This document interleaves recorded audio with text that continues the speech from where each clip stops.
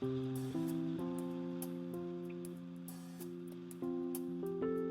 d'abord, merci d'être ici et bienvenue à cette nouvelle capsule sur la vulgarisation de la littérature scientifique dans le monde de l'éducation. Aujourd'hui, je parle du soutien que la littérature scientifique peut nous apporter.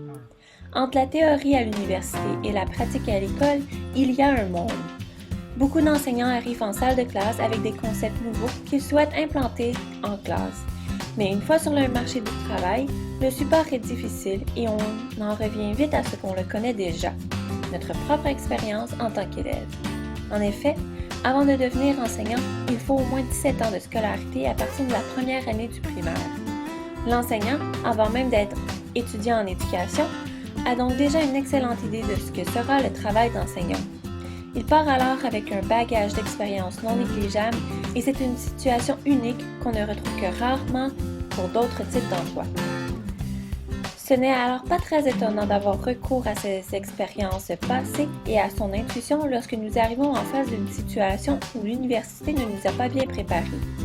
Et ce n'est pas mal de se fier à son intuition. Le bagage des 17 années passées à l'école est riche en expérience et c'est une véritable mine d'or lorsqu'il est temps de dénicher des activités ou des stratégies de gestion de classe. Cependant, en jumelant notre propre vécu en tant qu'écolier et la littérature scientifique, il est possible d'augmenter l'efficacité de notre pratique. Les articles scientifiques publiés sont parfois ardus à lire, mais ils offrent un support à plusieurs niveaux. D'abord, ils permettent de mieux comprendre pourquoi une stratégie ou une activité a fonctionné ou non. En comparant les éléments clés qui ont mené au succès, il est possible d'améliorer nos méthodes et d'éliminer le superflu afin de gagner en clarté et en temps. Ensuite, en comprenant mieux les raisons qui font qu'une stratégie ou qu'une activité fonctionne, on est capable de transférer nos connaissances à d'autres types de leçons. L'expérimentation de nouvelles méthodes se fait alors moins à l'aveuglette. De plus, utiliser les articles récents en éducation est un support d'une grande aide lorsque vient le temps de parler aux parents. Appuyer ces démarches sur la littérature scientifique est une bonne façon de mettre les parents en confiance sur les choix que nous faisons. C'est aussi une occasion d'ouvrir le dialogue avec ceux-ci et de les sensibiliser à certains sujets. Enfin, la littérature scientifique permet de créer des débats au sein de son école tout en gardant ses distances de façon professionnelle.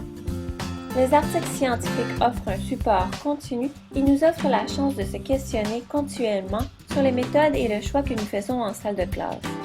Ils permettent aussi de nous distancer ou d'améliorer les techniques que nous utilisons de façon plus instinctive. Et vous, avez-vous un enseignant modèle que vous avez particulièrement aimé? Utilisez-vous régulièrement la littérature scientifique pour justifier certains de vos choix? Encore une fois, merci d'avoir été à l'écoute et à la prochaine. Created using Powtoon.